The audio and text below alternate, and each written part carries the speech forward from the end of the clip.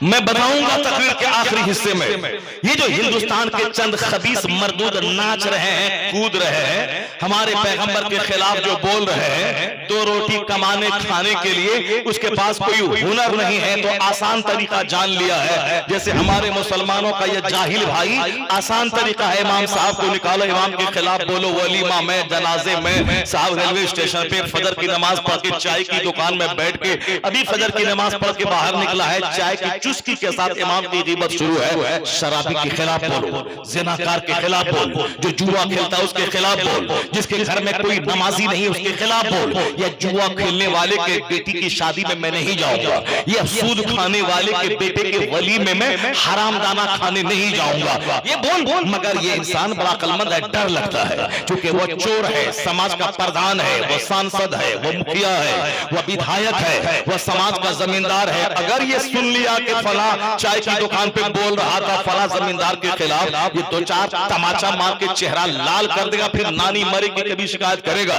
کیونکہ یہ مولانا صاحب کمزور ہے اسی لیے سے سب غیبت کرتا ہے. لیکن جہاں 5 مولانا مل کے یونین بنایا اور جہاں پتا چلا کہ ایک بڈھا چائے کی دکان پہ امام کے خلاف بول رہا تھا، وہ راستے میں جہاں گردنیاں دیا، دو چار فائٹ مارا یہ 5 جوان امام، پھر کسی بڈھے کی نانی مرے کی وہ مسجد سے باہر نکل کے فجر کے بعد وہ شکایت کرے گا. مگر یہ کام کوئی مولانا کرے گا نہیں. اس لیے نہیں کرے گا کہ مولانا فرعون کا وارث نہیں ہے، مولانا مصطفیٰ کا نائب ہے. ہمارے پیغمبر گالی سن کے بھی دعائیں دیتے تھے، اس لیے پیغمبر کا یہ نائب تمہاری گالی سن کر تیرے جہنمی ہونے کی بددعا نہیں کرتا، کہتا اللہم اغفر لی ولوالدی ولجمیع المسلمین، سارے مسلمانوں کو معاف کر دے. اس لیے کہ مصطفیٰ کا نائب ہے، تیری گالی سن کے بھی تیری جنتی ہونے کی دعا کرتا ہے.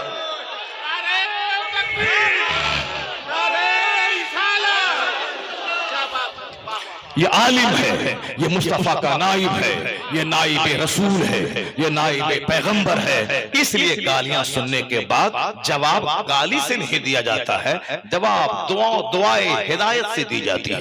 اللہ اسے ہدایت دے. گالیاں سن کے دین کا کام کرنا یہ بزرگوں کی سنت ہے، پیغمبر کا طریقہ ہے، اسی طریقے پہ چلتے ہیں. ورنہ یہ بھی جوان آدمی ہے، یہ بھی موقع پا کے دو چار فائٹ گرما سکتا ہے، لیکن نہیں، جوان رہے، غصے پہ کنٹرول رہتا ہے. میں عام جاہل کی طرح تو ہوں نہیں، میں مولوی ہوں، میں حدیث قرآن پڑھا ہوں، اس لیے ہمیں سب کا سننا ہے، ٹیچر کلاس کا، غریب کا، مزدور کا، سب کا سننا ہے. کرنا وہی ہے جو قرآن اور حدیث میں لکھا ہوا ہے. سبحان اللہ. تو اب ذرا میں آپ سے کہنا چاہتا ہوں، ذرا غور سے سنیے جو بات کہنے کے لیے میں نے یہ ساری باتیں بتائی.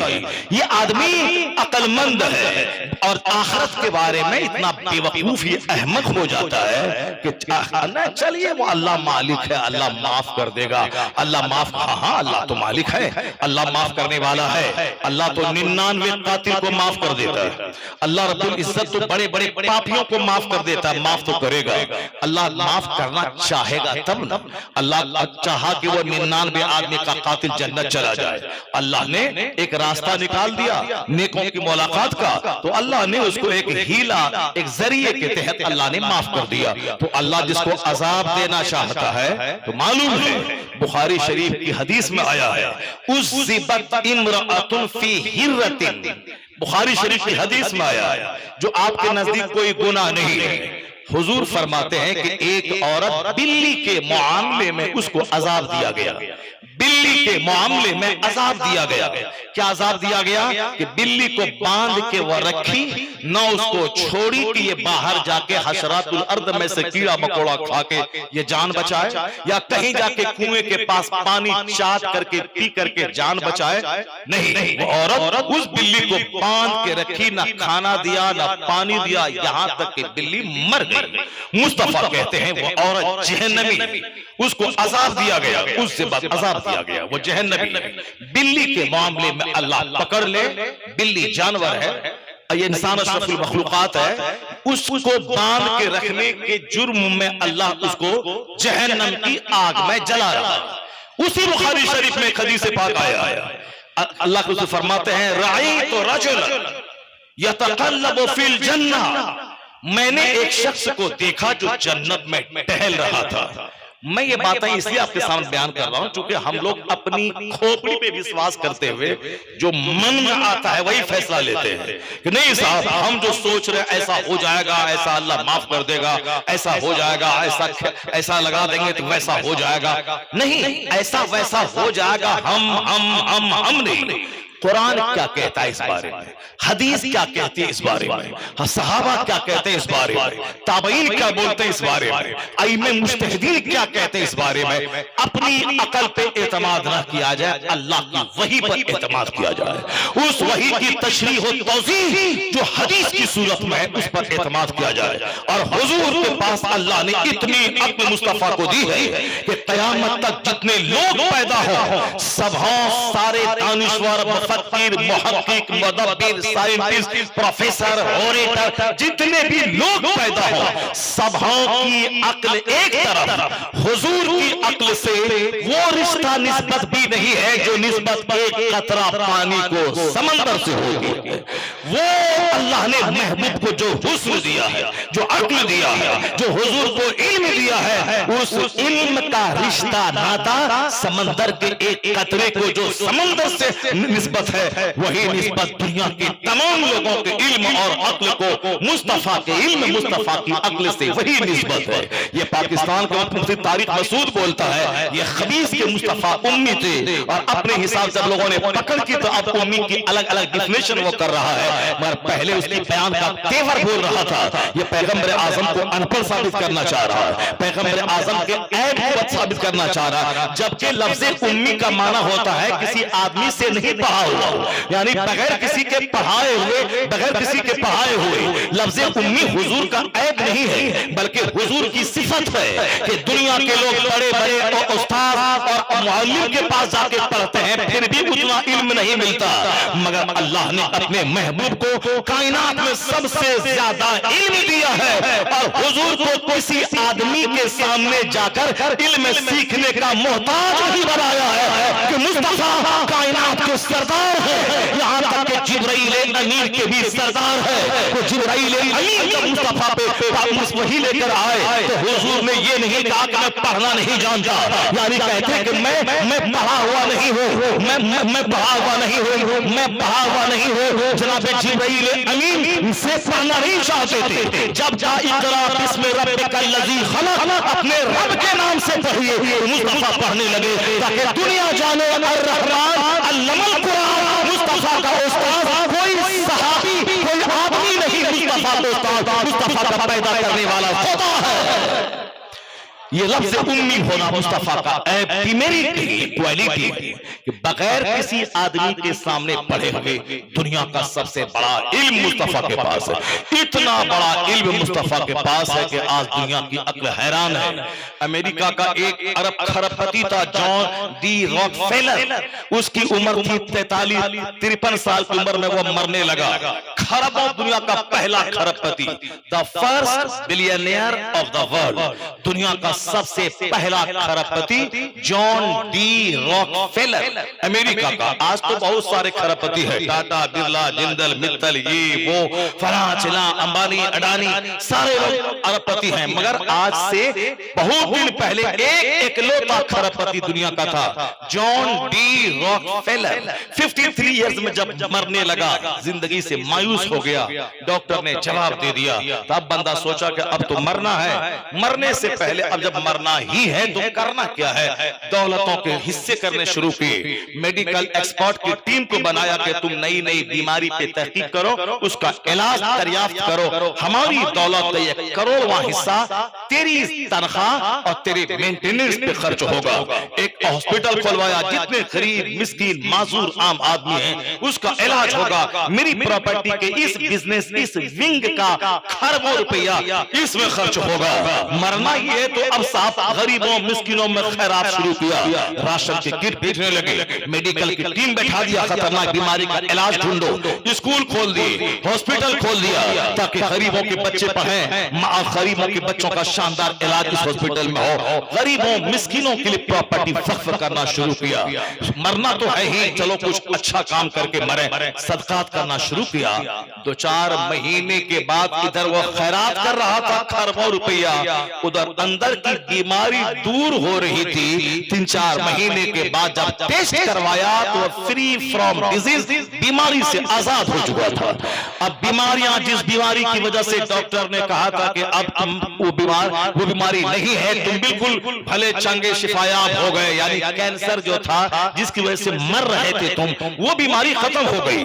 اب جب اس کو لگا کہ بیماری ختم ہو گئی تو اس نے ساری دنیا کو بتایا کہ صرف دوائی سے بیماری کا علاج نہیں ہوتا ہے، صدقات و خیرات سے بھی بیماری کا علاج ہوتا ہے، صدقات و خیرات سے بھی بیماری کا علاج ہوتا ہے۔ یہ پیسہ والے پیسے کی زبان جاننے والا، یہ سائنسداں وگیان کی زبان، ریسرچ کی زبان، پونڈرنگ کی زبان، کنٹمپلیشن کی زبان، ریسرچ کی زبان، ڈسکور کی زبان، شوق اور چنتن کی زبان جاننے والا، وہ صدقات و خیرات کی طاقت کا کیا اندازہ کر پائے۔ لیکن جان ڈی راکفیلر نے جب کہا میرا پرسنل تجربہ ہے کہ صدقات و خیرات سے، چیریٹی سے خطرناک بیماری سے شفا ملتی ہے، ساری دنیا کے بارے کہ میرا پرسنل تجربہ ہے، تو معلوم ہے اسلامی دنیا سے آواز آئی، جان ڈی راکفیلر جو تیرا پرسنل تجربہ، ذاتی ایکسپیریمنٹ ہے تیرا کہ صدقہ میں طاقت ہے اور غریبوں فقیروں کی خدمت کرنے سے خطرناک بیماریوں کا علاج ہوتا ہے، جو تم نے آج تجربے سے حاصل کیا ہے، کیا تم نے کبھی غور کیا کہ میرا پیغمبر 1400 سال پہلے عرب کے ریگستان سے جہاں مرنے جینے کا لاکھوں کروڑوں قانون دیا تھا، وہی صدقات و خیرات کا مہتو بتاتے ہوئے میرے پیغمبر نے کہا تھا داؤ مرضاکم بالصدقہ، میرے پیغمبر نے کہا تھا مریضوں کا علاج صدقہ کر کے کروایا کرو، اور حضور نے کہا تھا حسنوا اموالکم بالزکات، زکات دے کر اپنے مال کو مضبوط قلعے میں بند کر لو، یعنی نہ کوئی پولیس، نہ کوئی فورس، نہ کوئی تالا، بلکہ زکات دے مال محفوظ رہے گا، اور صدقات و خیرات کر داؤ مرضاکم، اپنے بیماروں کا علاج صدقہ کر کے کیا کرو۔ تو آج جب دنیا نے جب اس بات کو سنی تو پتا چلا جہاں جان ڈی راکفیلر اور بڑے بڑے سائنسدانوں نے آج چیریٹی کا مہتو مانا ہے، یہ مہتو وہی ہے جو مصطفیٰ نے 1400 سال پہلے صدقہ کو علاج کا ذریعہ بتایا ہے، تو آج سائنسدانوں نے کہہ دیا مصطفیٰ سچے، مصطفیٰ کی بات سچی، ہمارا تجربہ بولتا ہے کروڑوں روپے سے وہ شفا نہیں ملتی جو صدقات و خیرات کو شفا دی جاتی ہے۔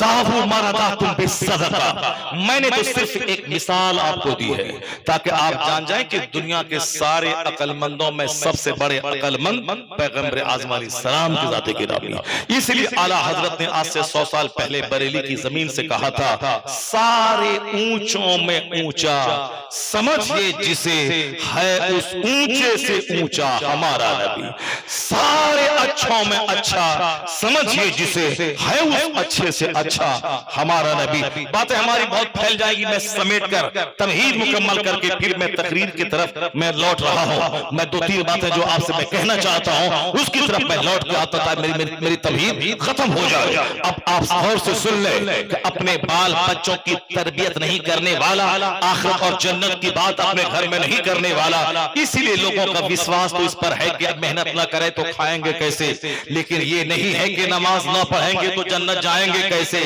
سچ نہ بولے تو جنت جائیں گے کیسے، یہ کوئی نہیں بولتا۔ میں غریبان تھام کے کہتا ہوں اے عقل مند، تو کہتا ہے کہ اللہ روزی دینے والا ہے، لیکن اگر میں دکان نہ بیٹھوں تو روزی کیسے ملے گی، میں کھیت میں ہل نہیں چلاؤں تو روزی کیسے ملے گی، میں بزنس نہیں کروں تو روزی کیسے ملے گی، جب رزاق اللہ ہے وما من دابۃ فی الارض الا علی اللہ رزقها، زمین پر چلنے والا کوئی چوپایا ایسا نہیں ہے جس کی روزی کا ذمہ اللہ نے نہ لیا ہو۔ جب اللہ نے روزی کا ذمہ لیا ہے تو پھر تمہیں نمازیں چھوڑ کر 12 گھنٹے دکان میں رہ کے تم کون سی روزی تلاش کرتا ہے؟ جب اللہ روزی دینے والا ہے تو یہ بولتا ہے کہ تدبیر تو کرنی ہوگی، تدبیر تو کرنی ہوگی، روزی دینے والا اللہ ہے، میں نے مان لیا، مگر کھیت تو جانا ہوگا، ہل تو جوتنا ہوگا، دکان میں بیٹھنا ہوگا، 25-30 سال تک اسٹڈی کرنی ہوگی، کمپٹیشن فیس کرنا ہوگا، نوکری مل جائے تو 60-62 سال تک روزانہ रोजाना 5 घंटे से लेकर 8 घंटे तक ड्यूटी करनी पड़ेगी, तब जाके मिलेगी तनख्वाह, तब उससे खरीदी जाएगी रोटी, तब बाल बच्चे खाएंगे। अल्लाह देने वाला रोजी है, मगर ये तदबीर, ये हिकमत, ये मेहनत, ये स्ट्रगल, ये जद्दोजहद मुझको करना होगा। काश इसी बात पे गौर कर लिए होते तो आज मस्जिदें वीरान नहीं होती, आज खानकाहें नहीं उजड़ती, आज मदरसा वीरान नहीं होता। अगर इसी पॉइंट पे गौर कर लेते कि रोजी देने वाला अल्लाह है, मगर पढ़ना होगा, कंपटीशन फेस करना होगा, दुकान जाना होगा, खेत में जाना होगा, तो बस वहां से मसले का हल हो गया। रोजी देने वाला अल्लाह है, दुकान जाना होगा, दुकान गए बगैर रोजी नहीं मिलेगी। उसी तरह समझ ले कि बख्शने वाला अल्लाह है, जन्नत देने वाला अल्लाह है, मगर बगैर मस्जिद गए हुए बख्शिश नहीं होगी, बगैर नमाज पढ़े बख्शिश नहीं होगी। रज़्ज़ाक़ अल्लाह है, मगर खेत दुकान जाना होगा। उसी तरह बख्शने वाला अल्लाह है, अल्लाह के कानून पर अमल करते हुए मस्जिद जाना होगा, आलिम के पास बैठना होगा, दीन सुनना होगा, नमाज पढ़नी होगी, रोजा रखना होगा, ज़कात देना होगा, हज भरना होगा, हराम से बचना होगा। जिस तरह खेत गए बगैर रोजी नहीं मिलती, तो कब मस्जिद गए बगैर बख्शिश भी नहीं मिलती। मगर चूंकि यहाँ शैतान ने पाठ पढ़ा दिया है, ये रोजी है, नहीं जाओगे दुकान तो मर जाओगे, तो शैतान को हटा के ये बात भी तो दिल को समझाते थे, फजर ज़ोहर असर मगरिब में मस्जिद नहीं जाओगे तो बख्शिश नहीं होगी। हुजूर ने कहा है कि जो जानबूझकर नमाज छोड़ दे फकद कफर, उसने कुफ्र किया, वह कुफ्र के करीब पहुंच गया। मन तरका सलात मुतअम्मदन फकद कफर, साफ लफ्जों में आया है हदीस पाक में, जिसने जानबूझ के नमाज तर्क करे उसने कुफ्र किया।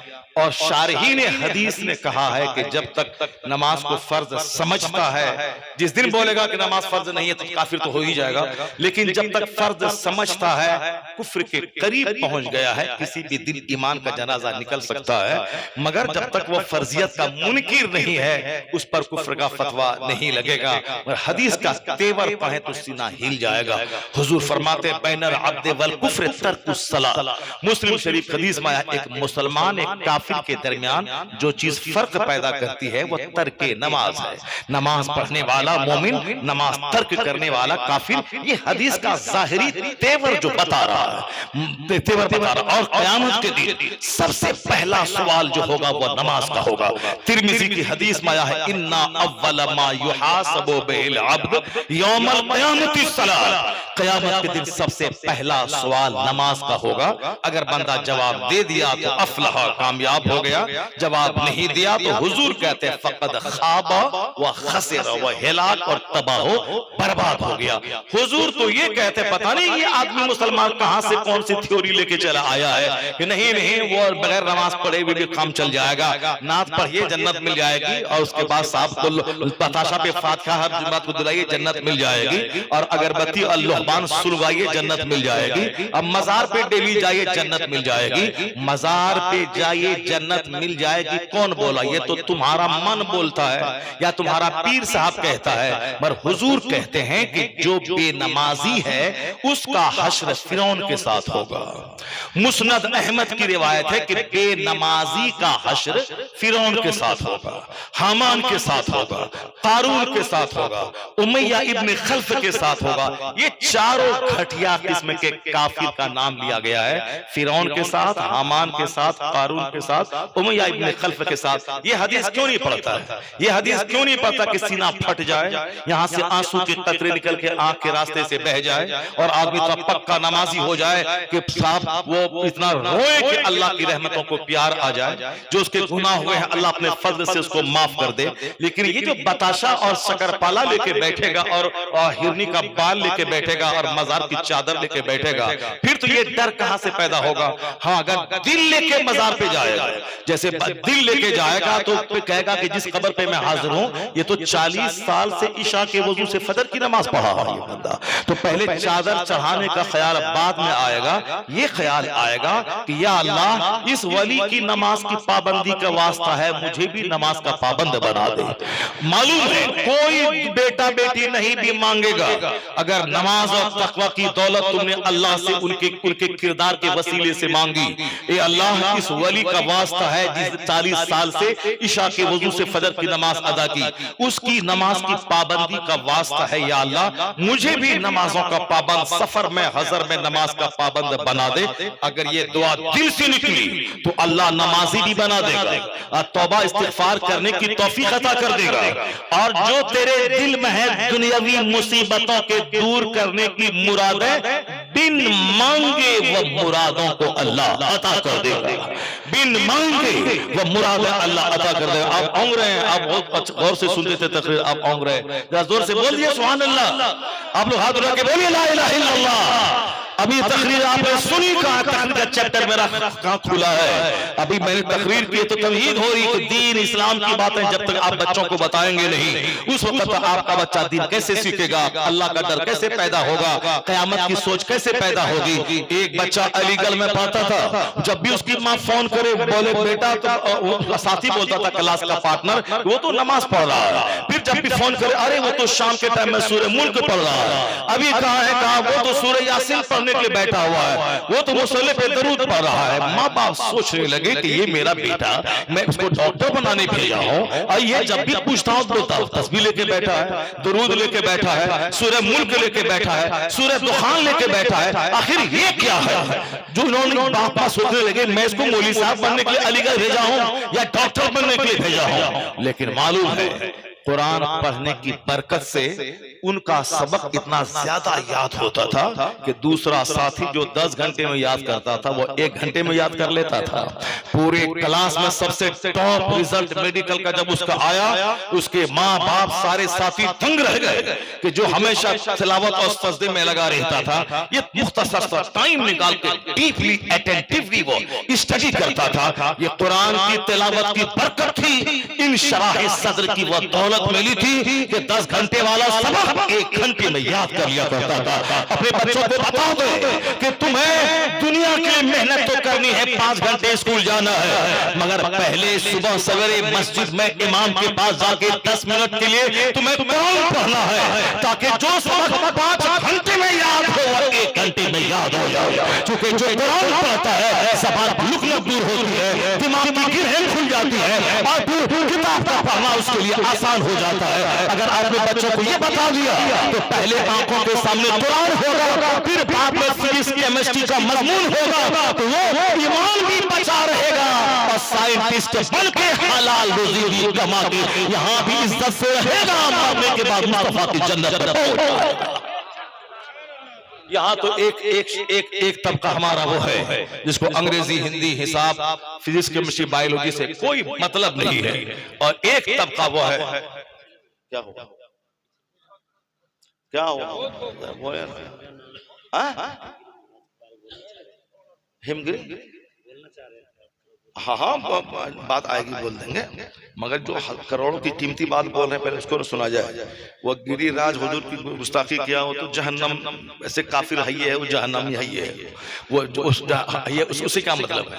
یہاں تو ہم کو نہ سوچنا ہے کہ ہم ان کافر کی طرح نہ بن جائیں، ہم کو جنت کیسے جانا ہے، ہم کو جنت کیسے جانا ہے. اس طرح کا بے شمار لوگ 1400 سال میں پھونکتے رہے، کبھی نبی کے خلاف، سیدہ عائشہ کے خلاف، کبھی قرآن کے خلاف، کبھی قیامت کے خلاف. یہ لوگ 1400 سال سے بولتا رہا ہے، لیکن ہوا کیا ہے، کیا بگڑا ہمارا؟ کچھ نہیں بگڑا ہمارا. پہلے 4 آدمی کلمہ پڑھا تھا، جب کافر بولا اسلام مٹا دیں گے 4000 کلمہ پڑھ لیا. 4000 لوگوں نے کلمہ پڑھ لیا. ذرا زور سے بولو سبحان اللہ. جب 4000 لوگوں نے کلمہ پڑھا پھر کافر بولا اسلام مٹا دیں گے 4 لاکھ لوگوں نے کلمہ پڑھ لیا. نہیں بولو سبحان اللہ. ہم ختم کر دیتے ہیں. جب 4 لاکھ لوگ کلمہ پڑھ لیے تو مشرک بولا کہ اسلام مٹا دیں گے. 4 کروڑ لوگوں نے کلمہ پڑھ لیا.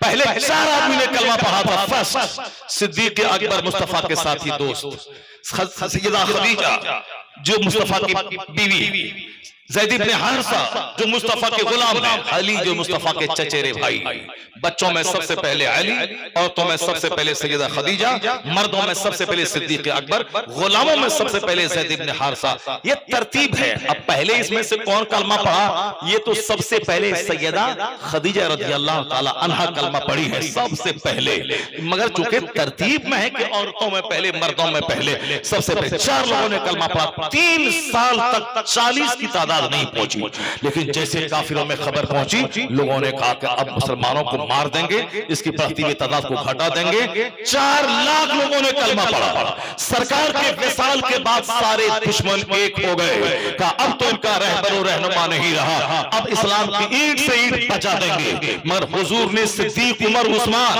اپنے چاروں خلفاء کی ایسی مضبوط ٹیم بنا دی کہ سب مصطفیٰ کی جانشینی کا وہ حق ادا کیا. اسلام کمزور نہیں، اسلام کا دائرہ وسیع ہوتا چلا گیا. یہاں تک کہ جب امام حسین مولا علی کا بیٹا جب دیکھا اب نانا کے لگائے ہوئے چمن کو ان کے نواسے کا خون چاہیے، تو حسین اپنا سارا کنبا لیا میدان کربلا آ گئے، اور ایک ایک کو علی اصغر و علی اکبر اور اون محمد سب کو اللہ کی راہ میں قربان کروا دیا. اخیر میں 72 زخم نیزوں اور ہزاروں زخم تیروں کے کھانے کے بعد اپنی گردن اللہ کے حضور سپرد کر دی، جان جان آفری کے حوالے کر دیا. لوگوں نے سوچا تھا کہ گردن کٹے گی، اسلام کٹ جائے گا، لیکن حسین کی شہادت کے بعد وہ طوفان آیا کہ جو اسلام عرب کی 4 دیواری میں محدود تھا، عرب سے نکلا، سمندر بادل بن کر پوری دنیا میں چھا گیا. اسلام ہندوستان آ گیا، اسپین آ گیا، یورپ آ گیا، افریقہ چلا گیا، آسٹریلیا چلا گیا، پوری دنیا میں اسلام پھیل گیا. اور پھر جب آواز آگے پہنچی، ہندوستان میں اسلام آیا، یہاں کے دشمن نئے تیار ہو گئے، بولا آگے نہیں بڑھنے دیں گے. اسپین کا دشمن بولا آگے نہیں بڑھنے دیں گے.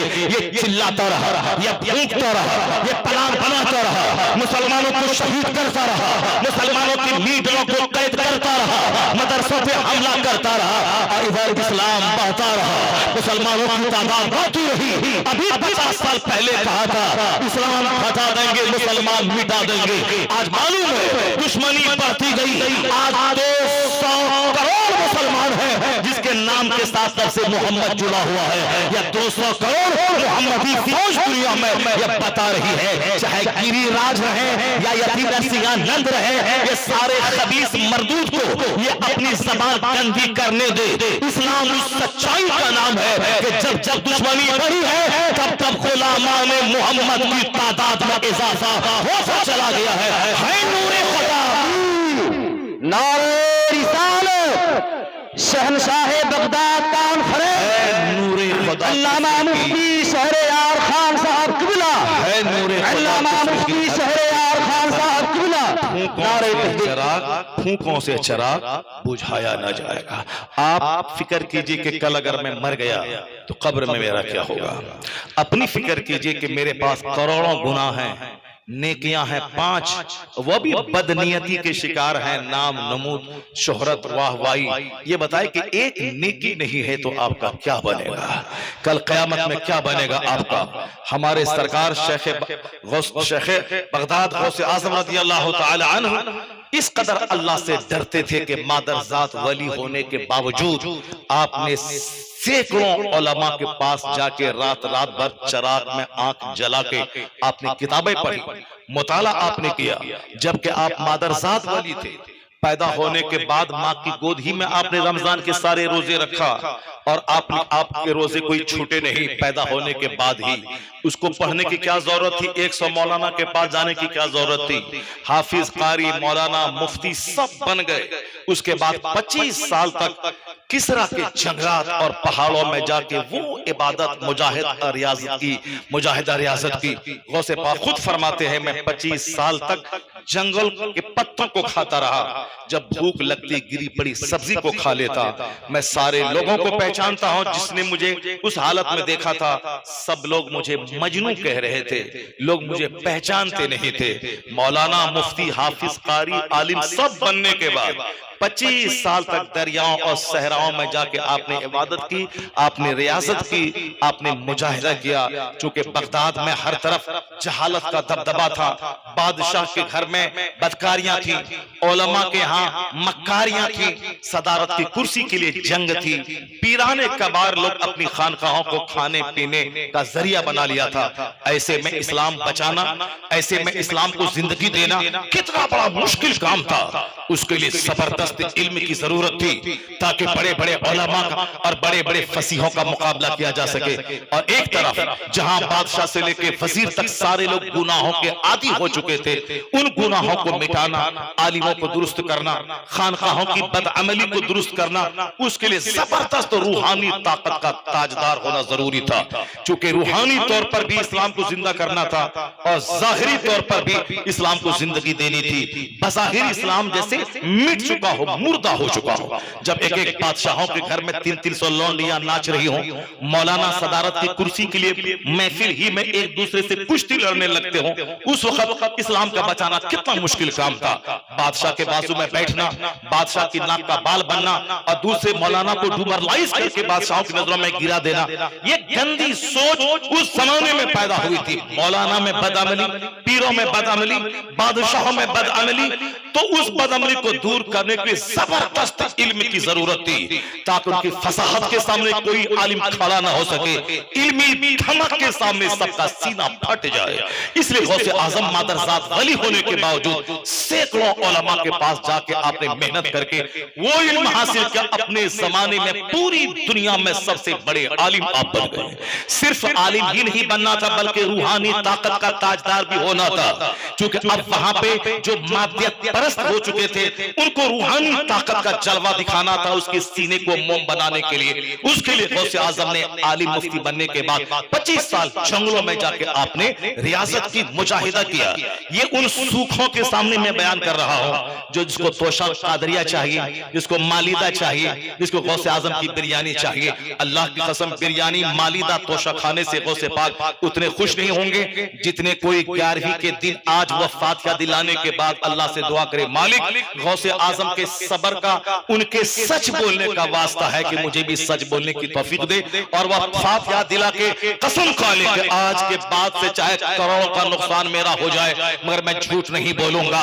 एक खरब कुंटल बिरयानी बना के नामो नमूद के लिए खिला देने से वो गौसे पाक को खुशी न होगी। अगर तुमने सच बोलने का अहद किया तो गौसे पाक की रूह कब्र में मुस्कुराएगी और फैजान बगदाद से चलेगा, तेरे घर को मालामाल कर देगा, फैजान चलेगा। बस आखिरी बात सुन लीजिए, आखिरी बात अब सुन ले। जो वक्त मेरा हो रहा है, मुझे ट्रेन भी पकड़नी हमारी, और हबीबुल्लाह भाई यहाँ आ गए सिग्नल देने के लिए कि बस ट्रेन का वक्त आपका हो रहा है। कल जहाँ जाना, जब इससे घबरा गए कि जब 2 घंटे में तमहीद हो रही है तो तकरीर कितने घंटे की होगी, फजर की नमाज तक तकरीर होने लगेगी, ये घबरा के आ गए। तो मैं इन्हें बताना चाहता हूँ कि तमहीद ही तकरीर है, वह 5-10 घंटों की तकरीर का निचोड़ वही है। मैंने क्या नहीं कहा और मैं क्या क्या छोड़ दिया, मैंने एक मजमूई नसीहत का गुलदस्ता आपके सामने पेश किया है। तो बकरा ज़बह करना, फातिहा दिला देना, ये आसान काम है।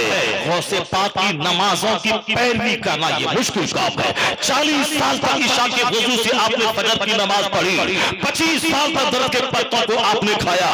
ज़ाहिरी इल्म अब बातिनी इल्म से लैस होके अब बुराई से मुकाबला करने के लिए फील्ड में आ गए। मैदान में अकेले अल्लाह अल्लाह करना खुद जन्नत जाने का जरिया है, मगर करोड़ों आदमी को जन्नत लेके जाना ये उससे बड़ा काम है। इसलिए पहाड़ों की गुफाओं पे बैठ के 1 करोड़ बार कलमा पढ़ने वाला ये भी बहुत बड़ा काम है। जन्नत वो अकेले जाएगा, लेकिन मौलाना जो जुमा के दिन हराम और हलाल बताता है, जो सीरत के जलसों में बताता है और दरसगाहों में बैठकर बच्चों को पढ़ाता है, इनका ये काम अम्र बिल मारूफ करना, बुराई से रोकना, वो 50 करोड़ कलमा पढ़ने से बेहतर है, क्योंकि वहां पढ़ने में उनका अपना जाती फायदा है, वो जन्नती होगा और इनके दीन समझाने में लाखों आदमी के جنت جانے کا راستہ صاف ہو جائے گا۔ اس لیے غوث اعظم 25 سال مجاہدہ کرتے اور کئی 41 سال تک علم حاصل کرنے کے بعد غوث اعظم فیلڈ میں آ گئے اور دین کا کام کرنا ہے۔ انہوں نے مسجد کو سنبھالا، نماز پڑھانے لگے، جمعہ کا خطاب شروع کیا۔ انہوں نے ہفتے میں 2 بار عیدگاہ میں منبر بچھتا تھا، آپ خطاب کرتے تھے۔ پہلے 4 لوگ بیٹھتے تھے، 40 لوگ بیٹھتے تھے، 400 لوگ بیٹھتے تھے، 70,000 کا مجمع ہونے لگا۔ خطاب کے ذریعے آپ نے دین سکھایا۔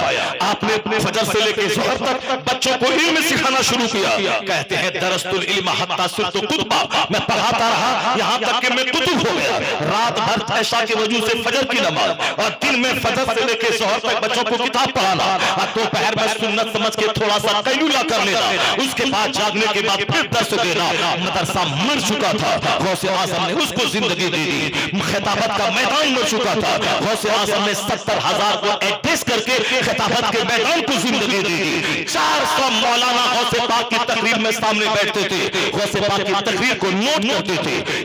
1000 کلومیٹر دوری پہ کوئی ولی پہاڑ کی گفاؤں میں وہ غوث اعظم کی تقریر وہاں سنتا تھا۔ اگر 10 دن کے بعد وہ بغداد آتا، وہ 400 علماء میں سے کسی کی ڈائری سے اپنا نوٹ کو ملاتا تھا، ایک لفظ کا فرق نہیں پڑتا تھا۔ سامنے والا بندہ بغیر مائک کے جیسے سنتا تھا، ویسے 70,000 کے آخری صف میں جو ہوتا وہ ایسی صاف صاف آواز غوث پاک کی سنا کرتا تھا۔ تقریروں سے دل زندہ ہوتا تھا، کئی لاش محفل سے نکلتی تھی تو مدرسہ کو زندگی دے دی۔ خانقاہ کے پیروں کو چاش اشراق اوابین پڑھنے کا عادی بنا دیا، جو آج جس طرح سے خانقاہوں کا حال ہے اس سے برا حال ہو چکا تھا۔ کھانا پینا، مریدوں کی دولتوں کو نچوڑ کے رات بھر عیش کی نیند لینا۔ غوث اعظم نے خانقاہوں میں تہجد داخل کیا، اللہ کا خوف داخل کیا، علماء کے دل میں اللہ کا ڈر بٹھایا۔ کوئی ہاتھ چومے نہ چومے، صدارت کی کرسی ملے نہ ملے، مصطفیٰ اور اللہ کو خوش کرنے کے لیے دین کا کام کرتے رہنا ہے۔ عالموں کو نیک بنایا، پیروں کو نیک بنایا، بادشاہوں کو جو شراب اور شباب کے جام کھنکتے تھے بادشاہوں کے گھر میں تہجد داخل کیا، اللہ کا ڈر داخل کیا۔ یہاں تک کہ بادشاہ نے آپ کے پاس ایک بار وہ صاحب سونے چاندی کی پوٹلی تحفے میں بھیجی، آپ نے کہا میں نہیں لیتا، کہا حضور قبول کر رہے حلال مال ہے۔ آپ نے نچوڑا تو سونے کے سکے سے خون بہنے لگا، کہا تم غریبوں کا خون چوس کر میرے پاس تحفہ دینے آئے ہو۔ بادشاہ کا سینہ ہل گیا، کہتے ہیں غوث اگر میری زبان پہ شریعت کی لگام نہ ہوتی میں اس خون کو وہاں تک بہنے کے لیے چھوڑ دیتا جس کا تم نے مال ناحق کھا کے تحفہ میرے گھر میں بھیجا ہے۔ ایک طرف علم کا دریا بہایا، سارے مولانا کو بدن میں کھجلی پیدا ہو گئی۔ یہ بادشاہ ان کا ہاتھ چوم رہا ہے، ہاتھ پر پوری دنیا کا شہرہ ہو رہا ہے۔ 100 مولوی 100 سوال چھانٹ کے آیا محفل میں، ایسا سوال کریں گے کہ غوث پاک جواب نہیں دے پائیں گے، اور بادشاہ کی نظر میں اس کو گرانا ہے، ڈیمورلائز کرنا ہے۔ یہ 25 سال دریاؤں میں جو جنگل کا پتا کھا کے آیا تھا کس کام کے لیے، اور یہ جو 40 سال تک علم حاصل کیا تھا کس کام کے لیے۔ غوث اعظم ظاہری اور باطنی دونوں علوم سے لیس ہو کر آئے۔ اس کے بعد جب سارے مولوی محفل میں بیٹھ کر آپ کو ڈیمورلائز کرنے، بادشاہ کی نظر میں گرانے کا پلان بنایا، تو آپ کو خبر دی گئی کہ باہر 100 علماء آئے ہیں، آپ اندر سے باہر نکلے۔ ایک نظر سب پر اٹھا کے دیکھا، سارے مولانا اپنے گریبان پھاڑنے لگے، سب سر کے بال نوچنے لگے، سب زمین میں لوٹنے لگے، سب بے ہوش ہونے لگے۔ کیوں؟ یہ بے ہوش اس لیے نہیں تھے کہ آپ کا چہرے کی ہیبت دیکھ کر، جو سوال یاد کر کے آیا تھا سارا سوال سب بھول چکے تھے، ان کے سینے سے سارا لفظ مٹ چکا تھا۔ جب علم میں مٹا تو سارے کے سارے گریبان پھاڑنے لگے، سر کے بال نوچنے لگے۔ بہت دیر تک نوچتا رہا، ٹوٹتا رہا، ناچتا رہا، اپنے علم کے ختم ہونے پہ ماتم کرتا رہا۔ غوث اعظم نے پھر ایک ایک کو اپنے سینے سے لگاتے تھے اور کہتے تھے تمہارا سوال یہ ہے، اس کا جواب یہ ہے، تمہارا سوال یہ ہے، اس کا جواب یہ ہے، تمہارا سوال یہ ہے، اس کا جواب یہ ہے، تمہارا سوال یہ ہے، اس کا جواب یہ ہے۔ 100 مولانا کو قریب بلایا، سب کا سوال بھی بتایا، سب کا جواب بھی بتایا، اور سب کے رونے کی وجہ سے سب کا علم بھی واپس سینے میں ہو گیا۔ سب اس کے بعد غوث پاک کے مرید اور خادم بن کے وہاں سے چلے گئے۔ بادشاہ کرامت دیکھ کے تھرا گیا، یہاں تک ایک چھپکلی اگر آپ آنکھ اٹھا کے دیکھتے ہیں تو ٹکڑوں میں پڑ جاتی تھی۔ مری ہوئی ایک ذبح کی ہوئی مرغی کے سارے حصوں کو جمع کرنا، پھونک مارنا، زندہ ہو جانا، یہاں تک کہ کرامتوں کا جب ظہور ہونا شروع کیا، ہزاروں لوگوں نے ایمان لایا، لاکھوں عیسائی یہودی نصرانی، 500 سے زیادہ یہودی نصرانی کلمہ پڑھ کے مومن بنے، لاکھوں چور ڈکیت فاسق وہ سب کے سب ولی کامل بن کے نیک بن گئے. جب دین زندہ ہوا تو غوث پاک کا نام عبد القادر ہے، مگر لوگ محی الدین کہتے ہیں. عبد القادر سے لوگ کم جانتے ہیں. کہتے ہیں غوث پاک کے میں راستے سے آ رہا تھا، ایک دبلا پتلا انسان لیتا ہوا تھا، بولا عبد القادر مجھے اٹھاؤ. میں نے انگلی پکڑی، وہ اٹھ گیا اور چہرے پہ گوشت بھر گیا، بدن میں طاقت آ گئی، موٹا تازہ ہو گیا. کہا تم نے پہچانا کہ میں کون ہوں؟ عبد القادر جیلانی کہتے نہیں پہچانا. کہا میں تیرے نانا کا دین دین اسلام ہوں، لوگوں نے مجھے بیمار کر دیا تھا. عبد القادر تم نے میرا مجھ کو سہارا دے کر توانا کر دیا، تم نے زندہ کر دیا. کہتے ہیں جب بغداد کی مسجد پہنچا تو دیکھا چاروں طرف سے لوگ دوڑتے ہوئے آئے اور کہنے لگے عبد القادر السلام علیکم یا محی الدین، ایک دین کے زندہ کرنے والے آپ کو سلام. کہتے ہیں پہلی بار لوگوں نے محی الدین مجھ کو کہا. اب عبد القادر لوگ کم جانتے ہیں، محی الدین زیادہ جانتے ہیں. غوث اعظم کسی بھی بند کمرے میں عبادت کرنے والے ولی کا نام نہیں ہے، وہ میدان میں آ کر خطاب کرنے والے، علم سکھانے والے، لوگوں کے سینے کا زنگ چھڑانے والے ولی کا نام ہے. غوث اعظم نے دین زندہ کیا، اللہ نے اسے بغداد سے اٹھایا اور شہرت کے اس آسمان پہ پہنچا دیا کہ جہاں جہاں اسلام ہے عبد القادر جیلانی کا نام ہے. Allah gives him name, Allah gives him fame, Allah gives him popularity. جو اسلام کے لیے اپنا جیون ڈیووٹ کر دیتا ہے اللہ اسے شہرت دیتا ہے، مقبولیت دیتا ہے. جو صرف جیتا ہے مال متا کے لیے، صرف جیتا ہے مکان کے لیے، صرف جیتا ہے بچوں کے لیے، ان کا بچہ بھی اسے بھول جاتا ہے، ان کی قبر کا نشان بھول جاتا ہے. لیکن جو جیتا ہے اسلام کے لیے، جو مرتا ہے اسلام کے لیے، جو جیتا ہے اللہ کے لیے، ان کے انتقال کے لیے 800 سال ہو گئے. ابھی کئی کروڑ قادری غلام ہے جو غوث پاک کا غلام ہے. یہ دلیل ہے جو اپنے لیے جیے گا اس کا بچہ بھی بھول جائے گا، جو رب کے لیے جیے گا اللہ کروڑوں دلوں میں اسے محبت عطا کر دے گا. نعرہ تکبیر، نعرہ رسالت، فیضان سرکار غوث اعظم، فیضان غریب نواز، کرامات غوث اعظم. نعرہ تکبیر. اپنے بال بچوں کو دین سکھائیے، اپنے بال بچوں کو دین سکھائیے. اپنے گھر میں روزانہ قیامت کا چرچا کیجیے، اپنے گھر میں نماز کا ماحول پیدا کیجیے، اپنے گھر میں تلاوت کا ماحول پیدا کیجیے. بچوں کو گریجویٹ بھی بنائیے، سائنٹسٹ بھی بنائیے، مگر آوارہ مت بنائیے کہ گریجویٹ بننے کے بعد کافروں کی بیٹی کے ساتھ بھاگ کے جنت میں آگ لگا دے. اس قدر کھٹی میں عشق رسول پلا دیجئے تاکہ ڈی ایم کے دفتر میں بھی بیٹھے تو بولے ڈی ایم بعد میں ہوں، غلام مصطفیٰ پہلے ہوں، تاکہ اس کا دین بھی بچے، ایمان بھی بچے. بظاہر طور پر وہ اپنے ملک اور اپنے ملت کی خدمت کر کے عزت کی روزی بھی حاصل کرے. اس طرح سے بزرگوں کے نام سے آدمی کو جینے میں پریرنا ملتی ہے، موٹیویشن ملتا ہے، حوصلہ ملتا ہے. میں نے آج اپنی پوری تقریر کا عنوان اللہ کا ڈر، آخرت کی تیاری، اس کو میں دے سکتا ہوں. باتیں بہت ساری اور ہیں جو بیچ بیچ میں کہیں کہیں بات چلی گئی، اور جو مین باتیں ہیں چھوٹ گئی. وہ جو حدیث 7 میں سنانے والا تھا وہ حدیث تو رہ گئی. 7 کون خوش نصیب ہے جو قیامت کے دن اللہ کے عرش کے سائے میں رہے گا؟ کون خوش نصیب ہے؟ 7 پہ تبصرہ کروں گا تو حبیب اللہ بھائی پریشان ہو جائیں گے کہ آپ کے کل کی تقریر بھی چھوٹ جائے گی مظفر پور والی. اس لیے سے آپ اس 7 کی تشریح میں نہیں کروں گا، البتہ اس 7 میں سے ایک خوش نصیب کا نام سن لیجئے. ذرا زور سے بولے سبحان اللہ، ہاتھ اٹھا کے بولے لا الہ الا اللہ. اپنے گھر میں بال بچوں اور اپنے گھر میں بچوں کے سامنے اس حدیث پاک کو بیان کیجئے. اور وہ 7 میں سے ایک بولتا ہوں، باقی 6 کے بارے میں اپنی مسجد کے امام کے پاس جائیے گا، ان سے کہیے گا کہ بخاری شریف کی وہ حدیث سناؤ کون 7 خوش نصیب ہیں. ایک تو مولانا صاحب بولے، باقی وہ 6 تم بخاری دیکھ کر کے بتاؤ ہم کو. اگر شوق پیدا ہوگا تو جائیے گا، نہیں شوق پیدا ہوگا تو 12 گھنٹے دکان میں ٹکا گنیے گا، اور ٹکا گنتے گنتے مر جائیے گا. پھر وہی 2 گز زمین قبر میں جائیے گا، وہاں نہ ٹکا، نہ سونا، نہ چاندی، نہ مال، نہ میڈیکل، نہ صاحب ہیمنت سورن کا جھولا ڈھونا کام آئے گا کچھ نہیں. وہاں وہی جو اللہ اللہ کریں گے، نماز پڑھیں گے، وہی کام آئے گا. سبحان اللہ. تو اب وہ خوش نصیب عرش الہی کا سایہ جس کو نصیب ہوگا، وہ 7 میں سے ایک خوش نصیب وہ ہے.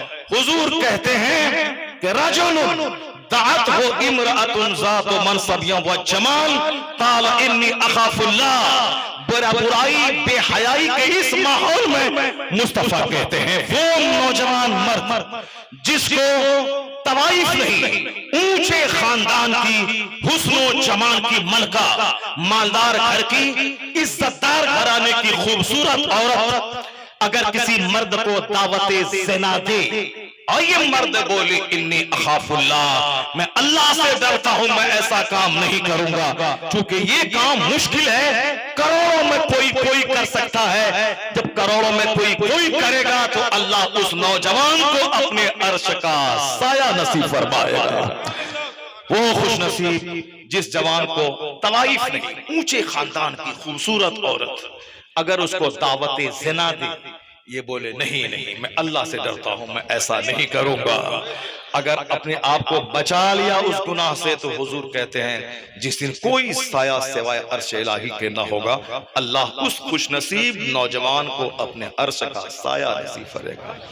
اللہ تبارک و تعالی سارے نوجوانوں کو نگاہوں میں حیا عطا فرمائے، سینوں سے گندے گناہوں کے گندے خیالات کو دور فرمائے، اللہ تعالی ہم سبوں کی آنکھوں کی حفاظت کرنے کی توفیق عطا فرمائے، اپنی شرمگاہوں کی حفاظت کی توفیق عطا فرمائے، زنا شراب سود جیسی لعنتوں سے مسلم سوسائٹی کو اللہ تعالی پاک فرمائے، آمین۔ وآخر دعوانا الحمدللہ رب العالمین۔